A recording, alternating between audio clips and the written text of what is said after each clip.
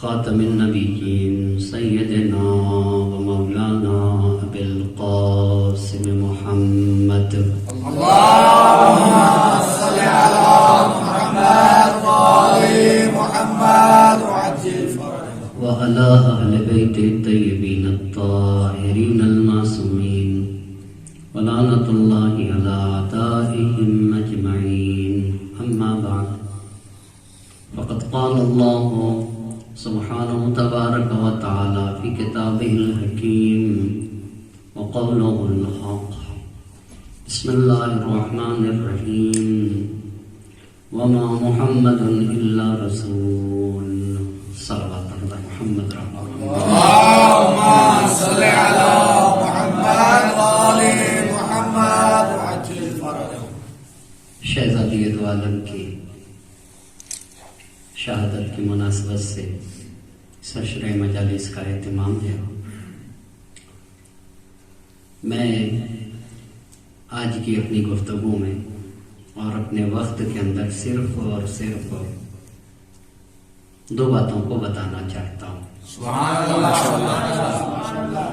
پہلی بات یہ ہے کہ حکومت وقت نے اسلام کو جو نقصانات پہنچائے ہیں اس میں سے پہلا نقصان یہ ہے جس سے بشریت کو انسانیت کو صدمہ پہنچا ہے تو یہ ہے کہ وہ قرآن جو اہل بیت کے گھر میں تھا، جس قرآن کو نبی پاک نے ناسخ منسوخ تعویل تنزیل اور تفسیر کے ساتھ مرتب کیا تھا، وہ قرآن بشریت تک نہیں پہنچ سکا. یہ پہلی بات. اور دوسری بات یہ ہے کہ جس گھر کا نبی پاک نے احترام کیا ہے اس گھر کو جلایا گیا ہے. انہی دو باتوں کو پیش کرنے کے لیے قرآن مجید کی جس آیت مبارکہ کو سرنامے سخن قرار دیا ہے. سبحان اللہ. اس میں اللہ کا ارشاد ہو رہا ہے وما محمد الا رسول. محمد صلی اللہ علیہ وآلہ وسلم اللهم صل على محمد وآل صرف اور صرف اللہ کے رسول ہیں. قد خلت من قبلہ الرسل. آپ سے پہلے بھی انبیاء و مرسلین کا سلسلہ تھا. انبیاء و مرسلین آئے اور دنیا سے رخصت ہو گئے. افإن مات او قتل انقلبتم علی اعقابکم. اگر ہمارا نبی دنیا سے رخصت ہو جائے یا میرے نبی کو قتل کر دیا جائے تو کیا تم پچھلے پاؤں الٹے پاؤں زمانے جاہلیت کی طرف پلٹ جاؤ گے؟ وَمَن يَنْقَلِبْ عَلَىٰ عَقِبَيْهِ. اور جو بھی زمانے جاہلیت کی طرف پلٹے گا فَلَن يَضُرَّ اللَّهَ شَيْئًا. وہ اللہ کو ذرہ برابر نقصان نہیں پہنچائے گا. وَسَيَجْزِي اللَّهُ الشَّاكِرِينَ. اور اللہ اپنے قدرداں بندوں کو جزا دیتا ہے، اپنے شاکر بندوں کو جزا عطا کرتا ہے. قرآن مجید کی جو تعلیمات ہیں یا شریعت نبی گرامی یا اسلام کی جو شریعت ہے یہ دو وحی کے ذریعے سے پیغمبر پہ نازل ہوئی ہے. ایک وحی کو کہا جاتا ہے وحی قرآنی اور دوسری وحی کا نام ہے وحی بیانی. ان اپنی بات کو واضح کرنے کے لیے ان باتوں کا بیان کرنا ضروری ہے. بس ایک وحی ہے وحی قرآنی اور ایک وحی ہے وحی بیانی. وحی قرآنی کیا ہے اور وحی قرآنی کی کیا صفت ہے؟ پہلی صفت وحی قرآنی کی یہ جو قرآن ہمارے اور آپ کے درمیان ہے متن قرآن، یہی وحی قرآن ہے. یہ جو قرآن کا متن ہے یہ وحی قرآنی. اس کے الفاظ ویسے ہی خدا کے ہیں جیسے معنی خدا کے ہیں. یعنی وحی قرآنی میں الفاظ اور معنی دونوں خدا کے ہیں. بس وحی قرآنی کا پہلی بات متن قرآن اول سے لے کر آخر تک دوسری بات جیسے معانی خدا کے ویسے الفاظ بھی خدا کے. اور تیسری بات وحی قرآنی کی ہے کہ اس وحی قرآنی میں اصول اور فروع بیان کیے گئے. یعنی یہ بیان کیا گیا کہ خالق بھی واحد ہے اور رب بھی یکتا و یگانہ ہے. اسی میں انبیاء و مرسلین کے سلسلے کا تذکرہ ہے، اور اسی میں یہ بھی ہے کہ تمام انبیاء واجب الاطاعت ہیں، اور اسی میں حشر کی بات ہے، اسی میں حساب و کتاب کی بات ہے، اور اسی میں قیامت و معاد کی بات ہے. اسی میں احکام اور فروعات کے کلیات بتائے گئے. بس دین کے اصول اور فروع جس کتاب میں بتائے گئے اسی کتاب کو وحی قرآنی کہا جاتا ہے. کتاب کو چوتھی بات یہ ہے کہ وحی قرآنی ہی نبی کا معجزہ ہے. واہ واہ. یعنی جس قرآن کے لیے یہ کہا گیا کہ لئن اجتمعت الجن والانس، اگر جن و انس جمع ہو جائیں کہ اس جیسا ایک سورہ یا ایک آیت یا چند آیت لے آئیں تب بھی وہ نہیں لا سکتے. یہ جو تحدید ہے، یہ جو تحدی ہے، کس قرآن کی تحدی اور کس وحی کی؟ یہ وحی قرآنی ہے جو نبی گرامی کے لیے معجزہ ہے، جس کا کوئی ایک سورہ بھی نہیں لایا جا سکتا. 4 باتیں. 5ویں بات، جس وحی کی حفاظت کی ذمہ داری قرآن نے لی ہے وہ بھی یہی وحی قرآنی ہے. اِنَّا نَحْنُ نَزَّلْنَا الذِّكْرَ وَإِنَّا لَهُ لَحَافِظُونَ. بس وحی قرآنی کی 5 باتیں آپ کی خدمت میں، 5 خصوصیات. متن قرآن وحی قرآنی ہے، جس کے معانی اور الفاظ دونوں خدا کے ہیں، اسی کو وحی قرآنی کہا جاتا. تیسری بات یہ کہ جس میں دین کے اصول اور فروع بتائے گئے اسے وحی قرآنی. چوتھی بات، وحی قرآنی ہی میرے نبی کا ابدی معجزہ ہے. اور 5ویں بات یہ ہے کہ اسی کی وحی قرآنی ہی کی حفاظت کی ذمہ داری اللہ نے لی اور قرآن نے یہ بیان کیا اِنَّا نَحْنُ نَزَّلْنَا الذِّكْرَ وَإِنَّا لَهُ لَحَافِظُونَ. تو یہ تو ہوئی وحی قرآنی، لیکن وحی بیانی کیا ہے؟ وحی بیانی کیا ہے؟ اسے بھی جاننے کی ضرورت ہے کہ بھئی وحی بیانی کیا چیز ہے. توجہ کریے گا، ہر آیت کے ساتھ 2 وحی اتری. ہر آیت کے ساتھ 2 وحی. ایک تو وحی متن قرآن، اور اس کے ساتھ یہ کہ اس کی تفسیر. یہ خود قرآن میں، یہ خود وحی کے ذریعے سے نبی کو بتایا جاتا تھا کہ اس آیت کی تفسیر یہ ہے. میں ایک مثال دوں تو وحی بیانی کی خصوصیت بیان کر سکوں گا. مثال کے طور پر قرآن مجید کی آیت ہے کہ یا ایھا الرسول بلغ ما انزل الیک من ربک. ما انزل الیک، جو نازل کیا گیا ہے آپ کی طرف اور آپ کے پروردگار. یہ جو نازل کیا گیا یہ وحی قرآنی میں نہیں ہے. بھئی کیا نازل کیا گیا؟ لیکن حدیث میں پیغمبر پاک نے کہا ما انزل الیک فی علی. ما انزل الیک فی علی. تو فی علی وحی قرآنی نہیں ہے پر وحی بیانی ہے. توجہ ہے، وحی مگر وحی قرآنی نہیں، وحی بیانی ہے. اچھا، کیسے آپ نے اس کو وحی کہہ دیا؟ آپ نے اسے کیسے وحی کہہ دیا؟ قرآن کی آیت ہے نبی کے لیے وَمَا يَنطِقُ عَنِ الْهَوَىٰ إِنْ هُوَ إِلَّا وَحْيٌ يُوحَىٰ. پہلی بات، ہمارا نبی تو جو کچھ کہتا ہے وہ وحی ہوتی ہے. وحی کے سوا ہمارا نبی گفتگو ہی نہیں کرتا. یہ آیت کریمہ تو بہت زیادہ ہم پڑھتے اور سنتے بھی ہیں، بہت ہی زیادہ پڑھتے اور بہت ہی زیادہ سنتے، لیکن اس سے سخت دوسری آیت ہے، وہ آپ کی خدمت میں عرض کروں. وَلَوْ تَقَوَّلَ عَلَيْنَا بَعْضَ الْأَقَاوِيلِ لَأَخَذْنَا مِنْهُ بِالْيَمِينِ ثُمَّ لَقَطَعْنَا مِنْهُ الْوَتِينَ فَمَا مِنْكُمْ مِنْ أَحَدٍ عَنْهُ حَاجِزِينَ. اس پہ توجہ کریے گا. اگر ہمارا نبی اپنی طرف سے کوئی بات کہہ دے اور ہماری طرف اپنی طرف سے کسی چیز کی نسبت دیتے تو لَأَخَذْنَا مِنْهُ بِالْيَمِينِ، تو ہم اس کے معنی بنیں گے. توجہ کریے گا. ثُمَّ لَقَطَعْنَا مِنْهُ الْيَمِينَ مِنْهُ الْوَتِينَ ثُمَّ لَقَطَعْنَا مِنْهُ الْوَتِينَ. ہم اگر اپنی طرف سے کوئی بھی بات ہمارا نبی ہماری طرف نسبت دے تو ہم اپنے نبی کی رگے قلب کو کاٹ دیں گے.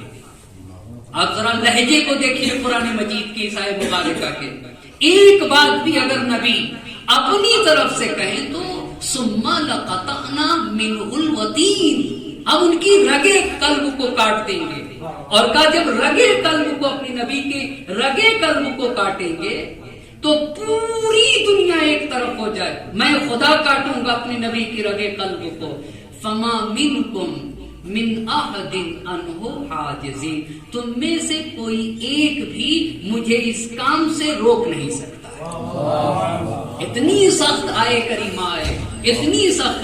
اس کا مطلب یہ ہے کہ جو کچھ بھی میرا نبی کہتا ہے وہ وحی ہے. یہ اور بات ہے کہ اگر آیت کی تفسیر کر دے تو وہ وحی بیانی کہی جائے گی. بس وحی بیانی کسے کہتے ہیں؟ جہاں معنی خدا کا ہو، لفظ نبی کا. معنی خدا کا ہو، محمد صلی علی محمد. جہاں معنی خدا کا ہو، لفظ پیغمبر کا ہو، تو اس وحی کو وحی بیانی کا. وحی بیانی پیغمبر کا معجزہ نہیں. وحی بیانی کے لیے یہ نہیں کہا کہ انا نحن نزلنا الذکر و انا لہ لحافظون. جس چیز کی ضمانت لیے وہ کون سی وحی ہے؟ وحی قرآنی ہے. متن قرآنی کی ضمانت لی گئی ہے. اتنی بات جب آپ کو عرض کر چکا تو اس کا مطلب یہ ہوگا. اچھا مولانا، یہ وحی بیانی کہاں سے آپ نے ذکر کیا؟ اسے بھی قرآن سے عرض کرتا ہوں. وَأَنزَلْنَا إِلَيْكَ الذِّكْرَ، ہم نے آپ کی طرف ذکر بھیجا ہے. لِتُبَيِّنَ لِلنَّاسِ مَا نُزِّلَ إِلَيْهِمْ، تاکہ آپ خود بیان کریں لوگوں کے لیے جو کچھ لوگوں کے لیے نازل ہوا ہے. وَلَعَلَّهُمْ يَتَفَكَّرُونَ، یہ شاید لوگ غور کریں، لوگ فکر کریں. اسی کو تو وحی بیانی کہا جاتا ہے. اے میرے حبیب، جو لوگوں کے لیے نازل کیا گیا آپ اسے بیان کریے. تو یہ ہوئی وحی بیانی. اس کا مطلب ہے دو وحی ہے. ایک ہوئی وحی قرآنی، دوسری ہوئی وحی بیانی. اب اس کے بعد عبداللہ ابن مسعود کہتے ہیں کہ جب بھی کوئی آیت اترتی تھی، کا 70 سورہ قرآن مجید کے 70 سورہ پیغمبر پاک کے ذہن اقدس سے میں نے سنے، اور ہر سورہ کی تفسیر کرتے تھے پیغمبر پاک کا. جب شجر ملعونہ فی القرآن کی تفسیر کی، الشجرۃ الملعونہ، تو پیغمبر پاک نے لکھوایا کہ لکھو اس سے مراد بنی امیہ. اس کا مطلب شجر ملعونہ وحی قرآنی، لیکن اس کی تفسیر میں جو پیغمبر پاک نے لکھوایا اس سے مراد بنی امیہ ہے. یہ کون سی وحی ہے؟ یہ وحی بیانی ہے. یہ وحی بیانی توجہ کرنے کی ضرورت ہے. مسند احمد حنبل نے یہ ایک صحابی سے نقل کیا ہے کہ انہم کانوا یقتربون من رسول اللہ 10 آیات. ہم نبی کے پاس، صحابی جو ہوتے تھے وہ نبی کے پاس 10 آیتیں لے جاتے تھے، اور 10 آیتیں فلا یأخذون فی 10 الاخرى حتی یعلموا ما فی ھذہ من العلم والعمل. 10 دوسری آیت کو اس وقت تک نہیں شروع کرتے تھے جب تک کہ پہلی 10 آیتوں کی تفسیر نہ جان لیتے تھے. یعنی معارف اور احکام، تفسیر سے مطلب وہی وحی بیانی. پر اس کا مطلب یہ ہے کہ جو آیتیں مسند احمد حنبل نے لکھا، جو آیتیں نبی پاک کی اترتی تھی تو نبی پاک ان آیات کی، بلکہ یوں کہ وحی قرآنی کی وحی بیانی لکھواتے. وحی قرآنی کی کیا لکھواتے تھے وہی بیانی. تو وہ کون سی آیتیں لکھی, وہ کون سی آیتیں؟ چند آیات بتاؤں. کیوں جو قرآن نبی کے گھر میں تھا, تفسیر کے ساتھ تھا, کیوں اس قرآن کو رد کر دیا گیا؟ کیوں اس قرآن کو رد کیا گیا؟ وہ قرآن کیوں نہیں قبول؟ اس میں کیا مشکل تھی؟ اب توجہ کریے گا. اسے بھی تمام علماء نے لکھا ہے کہ جب یہ آئے کریمہ والشجرۃ الملعونہ فی القرآن, اس کے نیچے پیغمبر پاک نے لکھوایا کہ لکھو اس سے مراد بنی امیہ. ایک آئے. دوسری بات وَإِن تَتُوبَا إِلَى اللَّهِ فَقَدْ صَغَتْ قُلُوبُكُمَا, اگر تم دو عورتیں خدا کی بارگاہ میں توبہ بھی کرو تب بھی تمہاری توبہ قابل قبول نہیں, تمہارے دل ٹیڑھے ہو چکے ہیں. تو یہ دو عورتیں کون تھیں؟ پیغمبر نے کہا لکھو حفصہ اور عائشہ. تو حفصہ اور عائشہ بھی وحی بیانی, بھئی آیت کی تفسیر ہے نا, کہا لکھو حفصہ اور عائشہ, یہ بھی لکھوا دیا. اچھا, یہ پیغمبر پاک نے لکھوا دیا. اقم الصلاۃ لدلوک الشمس, جب یہ آیت نازل ہوئی تو پیغمبر پاک نے عملی طور کے اوپر نماز پڑھنے کا طریقہ بتایا اور نماز کے اذکار بتائے کہ کیا کیا نماز میں پڑھا جائے گا اور نماز کیسے پڑھی جائے. یہ جو کچھ نبی نے ابھی تک دیکھیے بیان تھا, عمل کر کے بھی نماز پڑھ کے بتایا, نماز کے اذکار بیان کیے. اور جب یہ آیت اتری کہ فاغسلوا وجوہکم وایدیکم, تو نبی پاک نے وضو کر کے بتایا. عملی طور کے اوپر اللہ کے نبی نے وضو کر کے بتایا, وضو کر کے بتایا. یہاں تک جب اتنا مقدمہ ہوا اور یہ ہوا کہ وہی دو طرح کی ہے, وہی بیانی اور وہی قرآنی. وہی بیانی یعنی پیغمبر آیت کی جب تفسیر کرے تو وہی بیانی, وہی قرآنی یعنی متن قرآن. اتنی بات جب ہوئی تو نبی پاک نے اپنے آخری وقت میں مولا علی کو ایک وصیت کی تھی, اور وہ وصیت یہ تھی کہ اے علی, جب میں یہ دفن کر دیجئے گا تو اس وقت تک, دفن کرنے کے بعد اس وقت تک نہ آپ گھر سے باہر نکلیے گا اور نہ ہی اپنے دوش کے اوپر ریگا ڈالیے گا, جب تک کہ آپ قرآن جمع نہ کر لیں. جب تک کہ آپ قرآن جمع نہ کر لیں, میرے دفن کرنے کے بعد آپ گھر سے باہر نہ نکلیے گا اور نہ ہی آپ اپنے دوش کے اوپر ریگا ڈالیے گا, یہ نہ کریے گا. اچھا, تو اتنی بات تو بھی کی, جتنی بھی آیتیں اترتی تھی, بہت غور طلب بات ہے, ہر آیت کے لیے اصحاب میں سے جو لوگ کاتب وحی تھے ان کو بلاتے تھے, کہا یہ آیت اتری ہے, اس کا معنی یہ لکھیے. تو جتنے بھی اصحاب تھے, جتنی آیتیں لکھی تھی, سب نے آیات کی تفسیر لکھی تھی, سب نے آیتوں کی کیا لکھی تھی؟ تفسیر لکھی تھی, تفسیر لکھی تھی.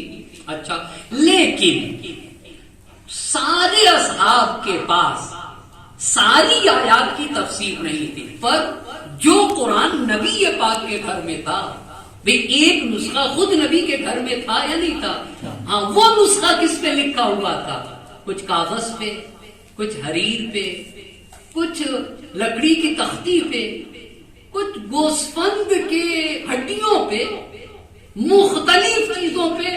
جو قرآن نبی کے گھر میں تھا تمام آیات کی تفسیر کے ساتھ لکھا ہوا تھا, ساری آیتوں کی تفسیر تھی. اسی کو پیغمبر پاک نے ایک شکل دے کر امام سے کہا تھا کہ جب تک یہ اسے ایک لکھا ہوا موجود تھا, اسی کو ایک شکل دے کر مجمع عام میں پیش کرنے کی بات تھی.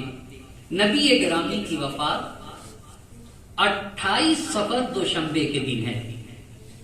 یہ نبی گرامی کی وفات ہے 28 صفر دوشنبے کے دن. دوشنبے اور سے شنبے تک نبی پاک کے پر نماز پڑھی گئی, اس لیے کہ علماء نے لکھا, اور حدیث میں یہ ہے کہ سارے اہل مدینہ کے لیے نماز پڑھنا ضروری تھی پیکر نبی پاک کے اوپر.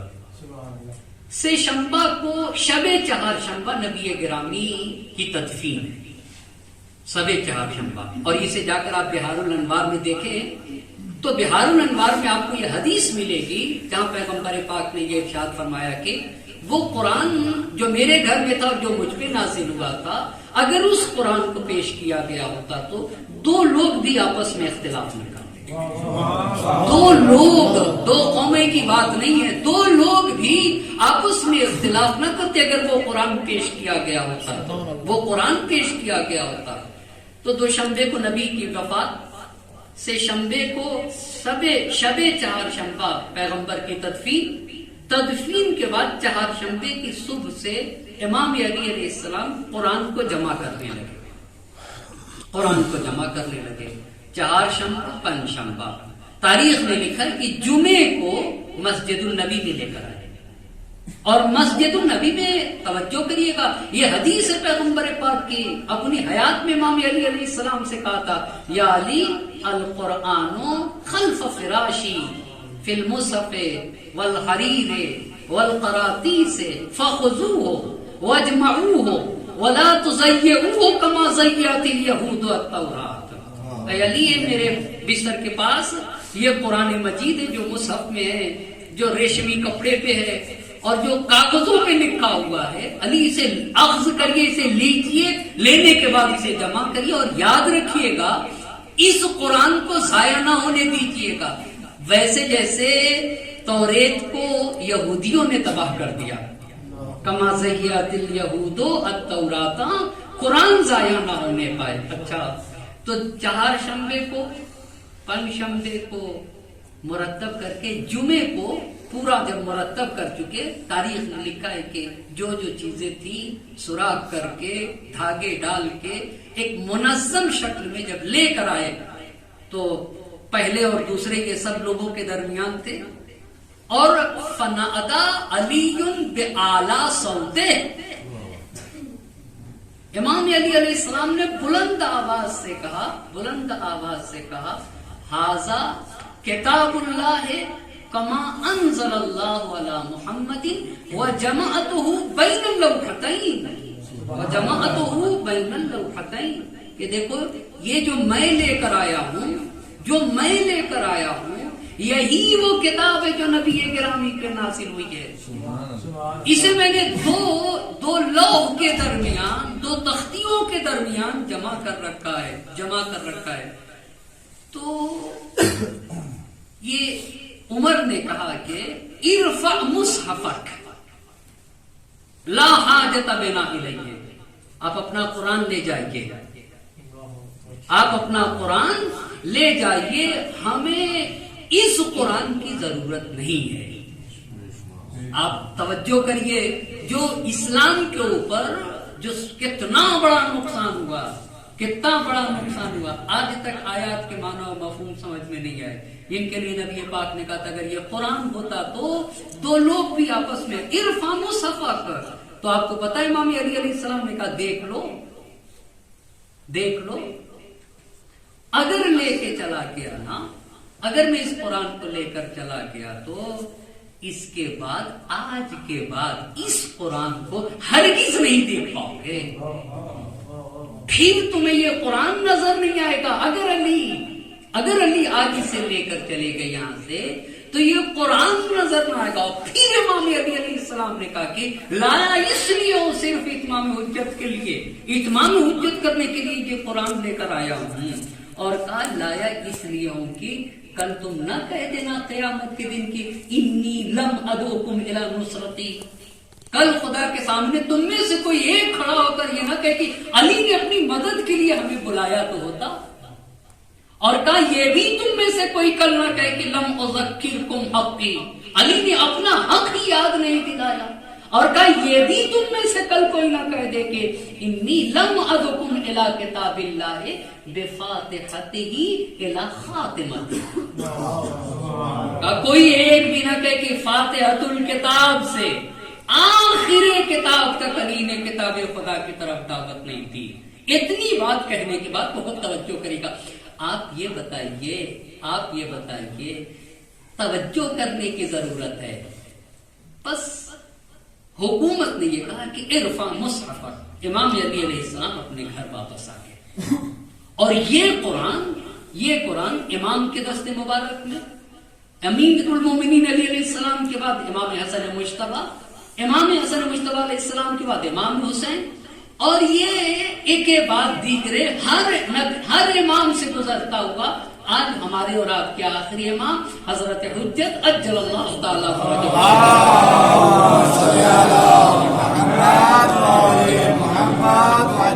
آج ہمارے امام کے بارگاہ میں بات ہوئی کیا؟ بس حکومت نے نبی کے گھر کا قرآن قبول نہیں کیا. یا کیا؟ قبول نہیں کیا. صرف اتنا ہی نہیں تو بھائی تم اصحاب ہی کا کوئی قرآن جو جتنی بھی تفسیر لکھی گئی تھی اسی کو لے آئے ہوتے. آج جو ہمارے درمیان قرآن کیا تفسیر کے ساتھ ہے آپ بتائیں. آج جو ہمارے درمیان قرآن مجید ہے کیا تفسیر کے ساتھ ہے؟ چلو تم نے اہل بیت کے گھر کا قرآن نہیں قبول کیا تو اتنے صحابہ نے جو لکھا تھا اس میں سے کوئی ایک قبول کر لیتے. تو نہ اہل بیت کے گھر کا قرآن مشکل کہاں پہ تھی یہ سوچنے کی ضرورت ہے. مشکل کہاں کے اوپر تھی؟ کیا چیز تھی جو حکومت کے لیے مانے بن رہی تھی؟ اسے بھی عرض کروں گا. پس نہ نبی کے گھر کا قرآن نہ ہی اصحاب جس نے تفسیر لکھی تھی کوئی ایک بھی قبول نہیں کیا گیا. صرف نہ یہ کہ قبول نہیں کیا گیا بلکہ پہلے خلیفہ نے یہ حکم دیا کہ ایک قرآن بغیر تفسیر کے لکھا جائے. یہ قرآن ہمارے پاس کون سا ہے؟ یہ وہی قرآن ہے جو نبی گرامی پہ اترا ہے. پر یہ قرآن وحی قرآنی ہے, وحی بیانی سے خالی ہے, تفسیر کے بغیر ہے, وحی بیانی سے خالی ہے. ہاں وحی قرآنی ہے, یہ وہی نبی گرامی کا معجزہ ہے. تو پہلے خلیفہ نے کہا کہ ایک قرآن لکھا جائے بغیر تفسیر کے. یہ پہلے خلیفہ کے زمانے میں یہ کام شروع ہوگا اور دوسرے خلیفہ کے زمانے میں یہ کام اختتام تک پہنچا. کون سا کام؟ بغیر وحی کے قرآن, وحی بیانی کے بغیر ایک قرآن. تو جب دوسرے خلیفہ کے زمانے میں یہ قرآن مکمل ہوا تو انہوں نے اپنی بیٹی حفصہ کے پاس رکھوا دیا, کہا کہ یہ آپ اپنے پاس رکھے رہیے گا. اور جب تیسرے خلیفہ کا زمانہ آیا, تیسرے خلیفہ کا زمانہ سن 23 ہجری سے سن 35 ہجری تک ہے. جب تیسرے خلیفہ کا زمانہ آیا تو تیسرے خلیفہ نے بیت المال اپنے رشتہ داروں میں بانٹنا شروع کر دیے. تو ابھی بھی اصحاب کے پاس وہ قرآن رکھا ہوا تھا جس پہ تفسیر لکھی ہوئی تھی نبی کے ذریعے سے, نبی کی بیان کردہ سر تفسیر. تو اصحاب جب ان کی خلاف ورزیاں, کس کی خلاف ورزیاں؟ کس کی؟ تیسرے خلیفہ کی خلاف ورزیاں بیت المال کو مفت طریقے سے اپنے رشتہ داروں میں جب بانٹنے لگے تو اصحاب آ کے اعتراض کرتے تھے تیسرے خلیفہ سے. صرف اعتراض نہیں کرتے تھے, آیت کی تفسیر دکھاتے تھے. یہ دیکھیے یہ جو وَالشَّجَرَةَ الْمَلْعُونَةَ کے نیچے لکھا ہوا ہے اس سے بنی امیہ ہے, اسی لیے آپ یہ کام کر رہے ہیں اور کوئی وجہ نہیں ہے. نبی پاک لکھ کے گئے ہیں کہ شجرے ملعونہ سے. بھائی مگر عثمان بنی امیہ سے ہیں یا نہیں؟ جی بنی امیہ سے ہے, معاویہ بنی امیہ سے ہے, یزید بنی امیہ سے ہے, ولید عبد الملک بن مروان یہ سب کے سب کس سے ہیں؟ بنی امیہ سے. اور آیت میں نبی پاک نے تفسیر میں لکھا ہے وَالشَّجَرَةَ الْمَلْعُونَةَ سے مراد کیا ہے؟ بنی امیہ. تو اصحاب نے جا کر تیسرے خلیفہ کے سامنے دکھاتے تھے, دیکھو شجرہ ملعونہ سے تم ہی لوگ. آپ کو پتا ہے تاریخ میں تو تیسرے خلیفہ نے جانتے کیا کہا, جتنا بھی قرآن تفسیر کے ساتھ لکھا ہوا ہے, جتنا بھی قرآن تفسیر, کون سی تفسیر؟ کیا ہم اور آپ نے تفسیر کی تھی یا نبی پاک نے تفسیر کی تھی یا عصمت کی تفسیر تھی؟ اسی تفسیر کو وحی بیانی کہا جاتا ہے. کسی اور کی تفسیر تھوڑی تھی جس کے یہاں اجتہاد نہیں ہوتا ہے. نبی, انبیاء کرام, ملائکہ, ائمہ اطہار کے یہاں اجتہاد نہیں ہوتا. ایک سوال کروں گا آپ سے, یہ بتائیے اجتہاد علم و یقین آور ہے یا زن؟ آپ بتائیں نا. زن اجتہاد زنی ہے. آپ کو پتا اگر انبیاء, ائمہ اطہار اور ملائکہ اجتہاد کرتے تو بشریت کبھی بھی علم و یقین تک پہنچ ہی نہیں سکتی تھی. سمجھ رہے نا, اسی لیے نہ انبیاء اجتہاد کرتے نہ ملائکہ اجتہاد کرتے اور نہ ان میں اطہار اجتہاد کرتے. اسی لیے کہتے ہیں ہم کہ علم لدنی کے مالک ہوتے ہیں، علم لدنی کے. تو تیسرے خلیفہ نے کہا کہ جو بھی تفسیر کے ساتھ قرآن ہے اس قرآن کو کیا کیا جائے؟ جی جلا دیا جائے. سارا قرآن جو صحابہ نے نبی کی بیان کی ہوئی تفسیر کے ساتھ لکھا تھا اس پورے سارے قرآن کو جلا دیا گیا. اچھا، اسی لیے ان کو حراق المصاحف کہا جاتا ہے. حراق المصاحف. تو انہوں نے کیا کیے، وہ قرآن جو حفصہ کے پاس تھا اسے لیا اور لینے کے بعد اس کے 7 نسخے بنائے. کتنے نسخے؟ 7. ایک مدینے میں، دوسرا مکہ مکرمہ میں، تیسرا یمن میں، چوتھا دمشق کو دیا، 5واں حمص کو دیا، 6ٹھا حمص وہیں شام میں، 6ٹھا بصرے کو، 7واں کوفے کو. یعنی یہ جو قرآن ہے، یہ جو قرآن ہے یہ اللہ کے نبی پہ نازل پر. کیا ہمارا کیا کہنا ہے کہ اے کاش وحی قرآنی کے ساتھ ساتھ وحی بیانی بھی ہوتی. اے کاش وحی قرآنی کے ساتھ وحی بیانی بھی ہوتی. وحی بیانی تو 7 نسخے لکھوائے اور یہ بانٹتی، اور پھر سارا قرآن جو تفسیر کے ساتھ لکھا ہوا تھا سارے قرآن کو جلا دیا گیا. سارے قرآن کو جلا. صرف ایک صحابی نے اپنا قرآن نہیں دیا. وہ کون ہے؟ وہ کون ہے؟ اپنا تفسیر کا قرآن نہیں دیا. وہ عبداللہ ابن مسعود ہے. عبداللہ ابن مسعود نے کہا کہ میں جلانے کے لیے نہیں دے سکتا ہوں، میں جلانے کے لیے نہیں دے سکتا ہوں. اسی لیے عبداللہ ابن مسعود کو مجروح کیا گیا. عبداللہ ابن مسعود کے بارے میں حدیثیں گڑھی جانے لگی اور گڑھی گئی کہ اس شخص ہی کو مجروح کر دیا جائے. آپ کو پتا ہے بہت ساری جگہوں کے اوپر عبداللہ ابن عباس کو کیوں برا کہا گیا؟ اہل سنت نے مجروح کیا عبداللہ ابن عباس کو. صرف اس لیے مجروح کیا کہ عبداللہ ابن عباس علی مرتضیٰ کی باتیں نقل کرتے ہیں. کس کی باتیں نقل کرتے ہیں؟ عبداللہ ابن عباس علی مرتضیٰ کی باتیں نقل کرتے ہیں. اس لیے عبداللہ ابن عباس کو مجروح کر دیا جائے تاکہ وہ علی کی بات بھی مجروح ہو جائے، علی کی بات بھی صحیح طریقے سے قبول نہ کیا جائے. تو عبداللہ ابن مسعود نے کہا کہ میں اپنا قرآن نہیں دے سکتا، میں اپنا قرآن نہیں دے سکتا جس پہ نبی نے تفسیر لکھوائی. اسی لیے عبداللہ ابن مسعود کی شخصیت کو بھی مجروح کیا گیا. عبداللہ ابن مسعود کے بارے میں حدیثیں گڑھی گئی. اب اس سوال کو آپ سے کرنا چاہوں گا، مشکل کہاں پہ تھی؟ مشکل کہاں پہ تھی؟ کیوں تم قبول کر لیتے تو کیا مشکل پیش آ جاتی؟ میں چند مشکلات آپ کو بتاتا ہوں کہاں مشکل تھی. وہی پہلی مشکل تو یہی تھی بھئی، جس قرآن نے لکھا ہو کہ بنی امیہ شجرہ ملونہ ہوں، تو کیا وہ اس آیت کے ہوتے ہوئے بنی امیہ حکومت کر سکتے تھے؟ ہرگز نہیں کر سکتے تھے نا. بس سب سے بڑا مانے کیا اس کے ہوتے ہوئے یزید آ سکتا تھا؟ کیا معاویہ آ سکتا تھا؟ کیا عثمان حکومت کر سکتے تھے؟ ممکن نہیں تھا. بس سب سے پہلا دوسری آیت لکھی ہوئی تھی وَإِن تَتُوبَا إِلَى اللَّهِ فَقَدْ صَغَتْ قُلُوبُكُمَا. بھائی سورہ تحریم کی تفسیر لکھی ہوئی تھی نا. آپ ذرا سورہ تحریم کی تفسیر تو دیکھیے، کس نے نبی کے راز کو فاش کیا؟ کس نے نبی گرامی کے راز کو فاش کیا؟ یہ سارے تو لکھا ہوا تھا. سورہ تحریم تو مقدمہ ہے ثقیفہ کا. آپ دیکھیں علامہ مرتضیٰ عسکری رحمۃ اللہ علیہ کی معالم المدرستین پڑھنا چاہیے. ان کی تقریباً ساری کتابیں عائشہ تاریخ کے آئینے میں یا عبداللہ ابن سبا یا معالم المدرستین آپ دیکھیں پڑھ کے کتنے عمیق طریقے سے باتوں کا جائزہ لیا ہے اور باتوں کی حلاجی کی ہے. ایک اور بات آج آپ کے سامنے کہہ سکتا ہوں، پر ایک صلوات پڑھیے گا.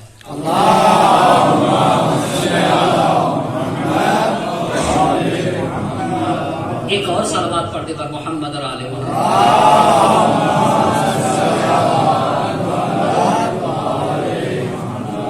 بہت معذرت کے ساتھ ایک بات ضرور کہوں گا اپنے مثال کے طور کے اوپر. یہاں پہ بھی عشرے کا اہتمام ہے نا، عشرے کا اہتمام ہے. 10 دن مجلسیں ہوں گی اور ہم تو لابھ ہے نا کہ علماء، افاضل، طلباء اساتذہ کا مجمع ہوتا ہے. پر اتنے دنوں سے ایام فاطمیہ ہم بھی دیکھتے ہیں, ہم بھی یہی رہتے ہیں. آج تک جیسے شہزادی کے بارے میں جس طریقے سے گفتگو ہونا چاہیے سننے کو نہیں ملتے. مسئلہ وہی کا وہی رہ جاتا ہے, شبہات وہیں کے وہیں باقی رہ جاتے ہیں. ایک مسئلہ بھی حل نہیں ہوتا. اس کا مطلب یہ ہے کہ کم سے کم جو لوگ بانیین مجلس ہیں اور جن سے وہ بلاتے ہیں پہلے سے وعدہ لیں 6 مہینے پہلے سے کہ اس موضوع کو آپ کور کریے, دوسرے موضوع کو آپ کور کریے, تیسرے موضوع کو, تاکہ 1 سال یا 2 سال یا 3 سال کے اندر شہزادی دو عالم سے مربوط جتنے بھی مسئلے ہیں, مثال دوں 1-2 بات کے, فدق, میراث تھی, ہبہ تھا, کیا تھا, ایک بات حل ہو جائے. کیوں فدق میں میراث کی گفتگو کی اگر ہبہ تھا تو ایک بات حل ہو نا. ایک مسئلہ حل تو ہونا چاہیے یا نہیں ہونا چاہیے. بس پڑھنے والا آخر میں پڑھ کے یہ اتر آتا ہے کہ وہ اتنا سمجھ لیجیے فاطمہ, اتنا سمجھ لیجیے, اور باقی کوئی گفتگو نہیں ہوتی. یہ ذمہ داری ہم سب کی بنتی ہے. 10 دن انشاءاللہ ماشاءاللہ سے ایک اہتمام ہوگا. یہاں کے اوپر ہے, دوسری جگہ خمسے کا اہتمام ہے, کہیں کے اوپر 6 روزہ مجالس ہیں. تکراری باتیں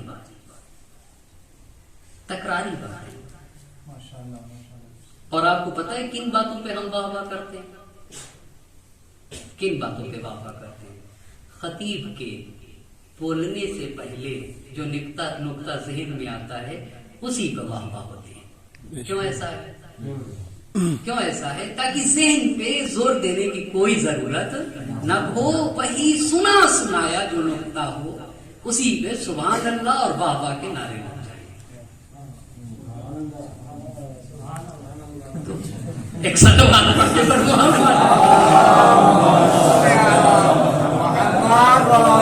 نعرے تکبیر, نعرے رسالت, نعرے حیدری, اور محمد وآل محمد صلوات.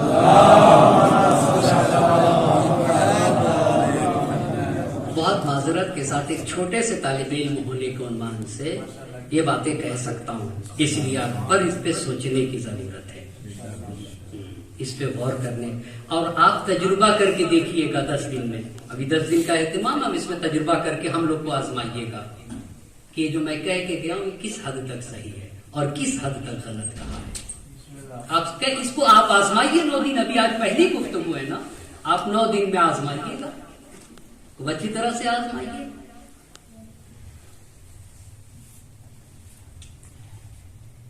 تو کیوں قبول نہیں کیا گیا؟ پہلی بات لکھی ہوئی تھی بات, وَالشَّجَرَةَ الْمَلْعُونَةَ.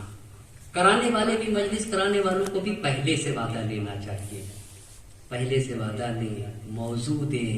ہم ایک مسئلے کو حل کرنا چاہتے ہیں. بہت قیمتی وقت ہے آپ کا, بہت ہی قیمتی وقت ہے, اور ایک انسان آ کے ایسے ہی بس جو بھی ذہن میں آتا جائے بولتا جائے بغیر کوئی تیاری کے. بس پہلی بات تو شجر ملعونہ کی تفسیر لکھی ہوئی تھی. دوسری بات وَإِن تَتُوبَا إِلَى اللَّهِ فَقَدْ صَغَتْ قُلُوبُكُمَا, یہ بھی لکھا ہوا تھا حفصہ اور عائشہ. تیسری بات اس آیے کریمہ کی بھی تفسیر لکھی گئی تھی, یا ایھا الذین آمنوا لا ترفعوا اصواتکم فوق صوت النبی. دیکھو اپنی آواز کو نبی کی آواز پر بلند نہ کرنا. یہ بھی نیچے لکھا ہوا تھا, اس سے مراد عمر اور ابو بکر ہے. یہ بھی لکھا ہوا تھا. تو کیسے وحی بیانی کو قبول کیا جاتا, کیسے وحی بیانی کو قبول کیا جاتا؟ یہ بھی لکھا ہوا تھا. سورہ برات کی تفسیر میں بھی یہ لکھا گیا تھا. سورہ برات کی جب اعلان سورہ برات کے اور برات کے ابتدائی 10 آیت کی تبلیغ کا مسئلہ تھا, جا کر میدان مینا میں 10 ذی الحجہ کو جو اعلان کرنا تھا, اس کے لیے یہ بھی لکھا ہوا تھا کہ جس میں نبی پاک نے کہا کہ یا علی، اس مسئلے کو تو کوئی انجام ہی نہیں دے سکتا، لا یؤدی ھذا الا انا او رجل من اہل بیت، اور رجل منا، اسے تو وہی لے جا سکے گا جو یا تو میں لے جاؤں یا جو ہے نا ہمارے میں سے ایک انسان ہو یا ہم میں سے ایک انسان ہو. یہ بھی لکھا ہوا تھا کہ ابو بکر سے لے کر امیر المومنین علی بن ابی طالب علیہ السلام کو دیا. اور صرف اتنا ہی نہیں، آیت تطہیر کی تفسیر لکھی گئی تھی جو علماء اہل سنت نے لکھا ہے، انما یرید اللہ لیذھب عنکم الرجس اہل البیت ویطہرکم تطہیرا.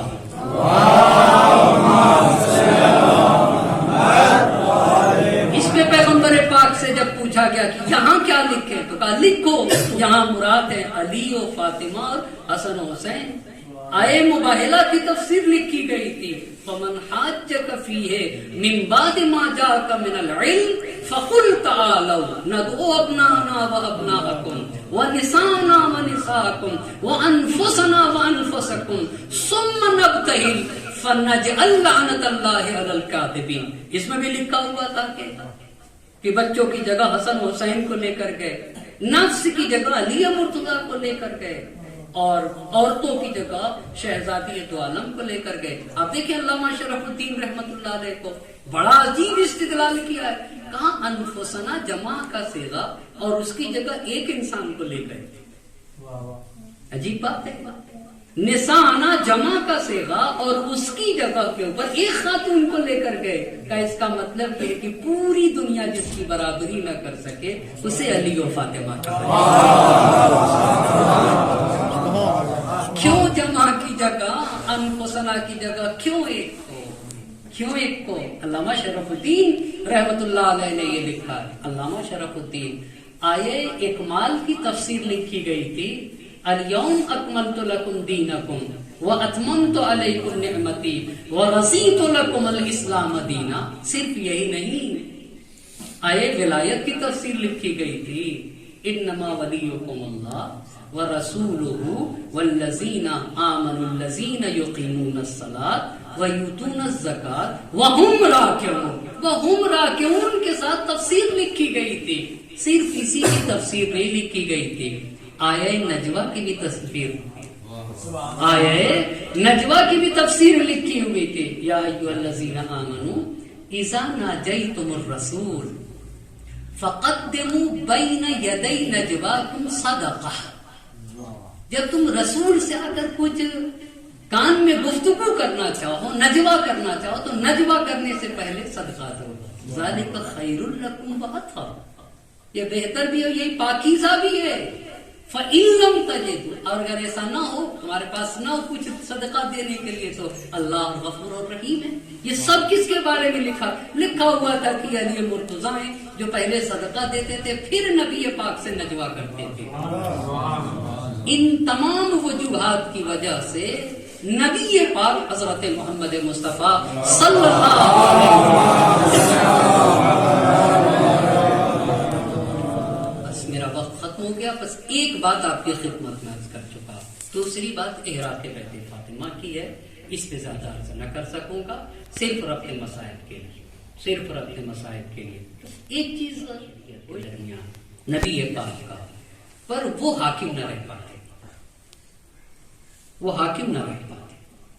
حکومت ان کے ہاتھوں میں نہ رہتی.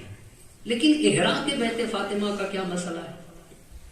احراق بیت فاطمہ کا تاریخ میں لکھا ہے کہ 3 مرتبہ مولا کے پاس ابو بکر نے لوگوں کو بھیجا. پہلی مرتبہ یہ کتاب سلیم بن قیس ہلالی، اس کو میرے چھٹے امام نے کہا ہے کہ یہ تشیع کے الفابیٹ ہے.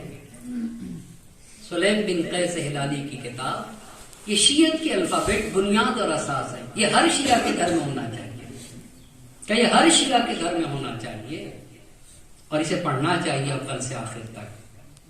اور جتنے بھی شک و شبہات اس کتاب کے بارے میں بتائے نا، جہاں مذہب کی بات اور سچی بات ہوتی ہے اس کو مشکوک بناتے ہیں لوگ، اسے مشکوک بناتے ہیں. آپ جا کے پڑھیں کتاب سلیم بن کیسے ہلالی کی حقانیت کی علماء نے کیا دلیل دی ہے اور کیسے کیسے یہ کتاب تشیعوں کے ہاتھوں تک پہنچی ہے. اسی کتاب میں اسرار آل محمد کے نام سے یہ کتاب چھپی ہوئی ہے. اسی کتاب کے مقدمے میں تحقیق کے ساتھ باتیں کی گئی ہیں. اسی کتاب سے البتہ اس کو سید ہاشم محلاتی رحمت اللہ علیہ کی کتاب زندگانی فاطمہ زہرا سلام اللہ علیہ سے آپ کی خدمت میں نقل کر رہا ہوں. وہاں پہ آپ نے کتاب سلیم بن قیس ہلالی سے یہ نقل کیا ہے کہ پہلی مرتبہ ابو بکر نے ایک کو بھیجا کہ علی کو بلا کے لاؤ. تو امام نے کہا کہ ابھی قرآن جمع کر رہا ہوں, میں باہر نہیں آ سکتا کیونکہ میں نے عہد کیا ہے نبی پاک سے, جب تک قرآن جمع نہیں ہو جائے گا نہیں کروں گا. دوبارہ بھیجا تو قرآن لے کر آئے گا, کہا جمعے کے دن, پھر واپس گئے, قرآن قبول نہیں کیا گیا. تیسری مرتبہ امام کو جب بیعت کے لیے بلایا گیا اور امام آئے تو بیعت سے انکار کیا, کہا بیعت نہیں کر سکتا. بیعت سے انکار کر کے واپس پھر پلٹے اپنے گھر. تو چوتھی مرتبہ پہلے نے دوسرے سے کہا کہ یہ بتاؤ اب کیا کیا جائے. یہ تو واپس چلے گئے انکار بیعت کر کے.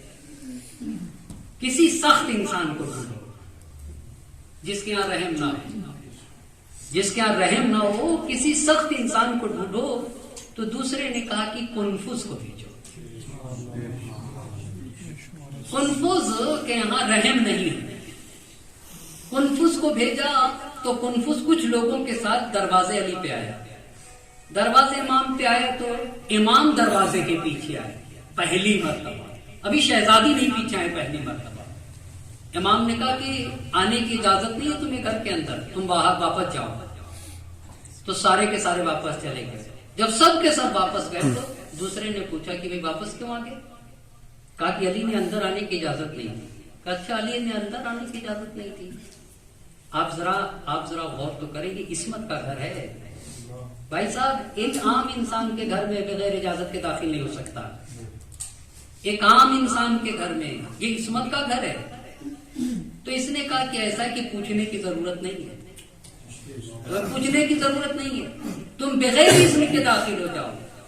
تو پھر یہ کنفوز آیا اپنے ساتھیوں کو لے کر. تو اب شہزادی پشت در آ گیا. شہزادی نے کہا کہ شرم نہیں آتی ہے تمہیں, تم ہمارے گھر میں داخل ہو. تو سب کے سب واپس ہوئے, کنفوز کھڑا رہا. کنفوز کھڑا رہا, سب کے سب واپس ہوئے. تو پھر دوسرے نے دیکھا کہ سب کے سب پھر واپس آ گئے اور کنفوز کھڑا ہوا ہے وہاں سے. کہا بات کیا؟ کہا کہ فاطمہ نے کہا کہ گھر میں آنے کی اجازت نہیں ہے اور فاطمہ تمہیں گھر میں آنے کی اجازت نہیں دیتی. تو یہاں کے اوپر اس نے دوسرے خلیفہ نے لکڑیاں اٹھائی. کہا کہ ایسا کہ اپنے ساتھ لکڑیاں جمع کرو. اور لکڑیاں جمع کرنے کے بعد یہ تاریخ کے الفاظ ہیں کہ انہوں نے ساروں نے لکڑیاں اٹھائی اور اٹھانے کے بعد بیت فاطمہ کے چاروں طرف رکھ دیا. اور صرف رکھا ہی نہیں, اب جب لے کر آئے رکھا تو شہزادی سے بلند آواز میں دوسرے خلیفہ نے کہا کہ اے علی, خدا کی قسم کھا کر کہتا ہوں کہ آپ باہر آ کے خلیفہ رسول کے ہاتھ پہ بیعت کریں وگرنہ آگ لگا دیں. تو فاطمہ نے کہا کہ ماں لکا ولنا, ہمارا تمہارا کیا رشتہ ہے, ہم سے تم سے کیا لینا دینا. تو اس نے کہا افتح الباب, کا دروازہ کھولیے. وَإِلَّا أَحْرَقْنَا عَلَيْكُمْ بَيْتَكُمْ, در کی بات نہیں ہے. کتاب سلیم بن قیس لا دیں گے, گھر جلا دیں گے آپ پر. کہا گھر جلا دیں گے. تاریخ نے لکھا ہے کہ صرف کہا ہی نہیں گھر بھی جلا دیں گے. اور جلانے کے بعد اس نے ایک دروازے پہ تیز سے مارا تو دروازہ کھل گیا. تو انہیں علی مرتضیٰ کو لے جانا تھا, انہیں بیعت کرانا تھی, جبری بیعت کرانا تھی. تو جب علی مرتضیٰ کی طرف جانے لگے تو شہزادی مانے. یہ مظلومیت کی انتہا ہے. شہزادی مانے ہوئی. خدا کی قسم ایک صاحب ایمان کے لیے بہت سخت ہے کہ تاریخ میں جو الفاظ ہیں اسے بیان کر سکے, وہ بھی حسن و حسین کی ماں کے لیے, وہ بھی دو معصوم عظیم ہستیاں جس کے لیے نبی پاک نے فرمایا تھا حسن حسین جوانہ نے جنت کے سردار ہیں، تو شہزادی نے کہا اپنے علی تک جانے نہیں دوں گی، اپنے علی تک جانے نہیں دوں گی، تو بس اس نے تلوار اٹھائی اور شہزادی کے پہلو پہ مارا،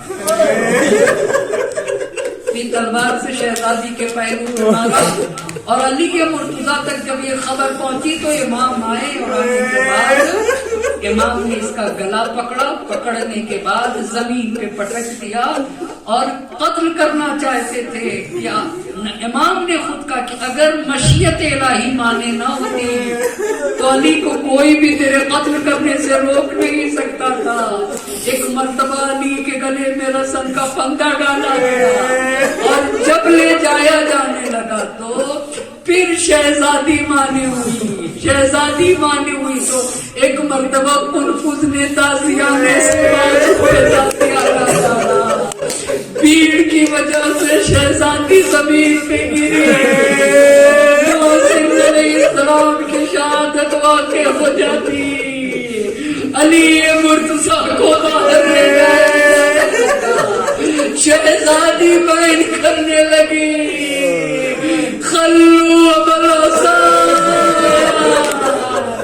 ارے ابوالحسن کو چھوڑ دو ورنہ اپنے سر کے بال بکھیر دیں۔